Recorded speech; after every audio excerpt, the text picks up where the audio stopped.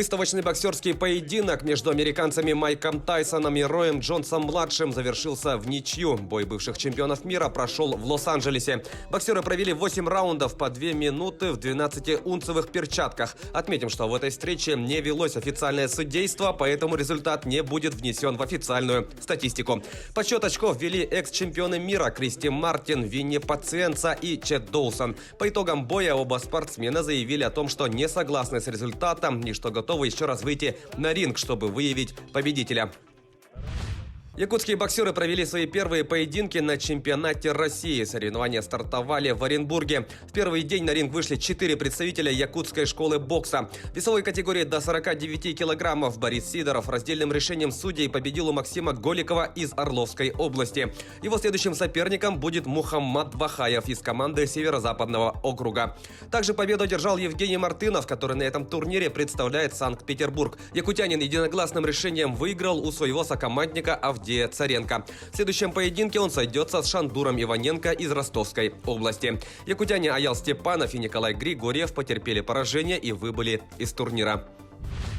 Баскетболисты мужской сборной России обыграли команду Эстонии в матче квалификационного этапа чемпионата Европы 2022 года. Встреча прошла в Таллине и завершилась со счетом 84-56. Самым результативным игроком матча стал атакующий защитник россиян Евгений Бабурин, набравший 19 очков. У эстонцев самым точным был Янар Йосяр. На его счету 11 баллов. Благодаря этой победе российская команда поднялась на первое место в своей группе, набрав 5 очков в 3 встречах. Следом идут сборные Италии и Эстонии, у которых по 4 пункта. Квартет замыкает Северная Македония, в активе которой 2 очка. В следующем матче россияне сыграют с итальянскими баскетболистами.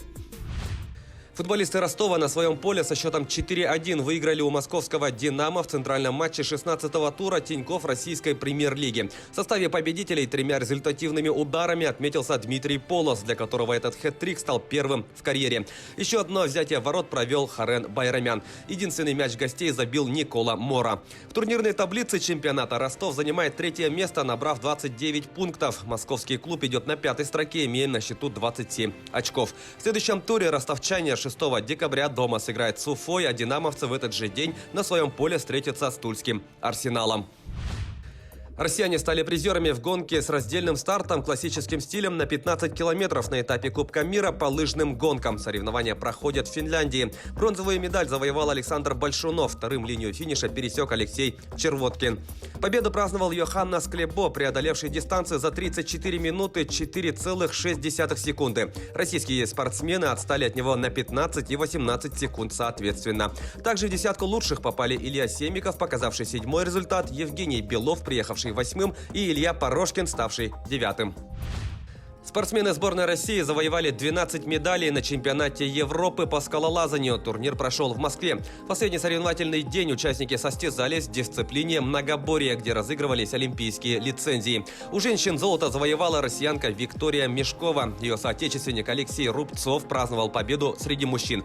Таким образом, в олимпийском турнире по скалолазанию в 2021 году примут участие 3 россиян. Еще одну лицензию во время квалификационного турнира завоевала Юлия Каплина в 2019 году.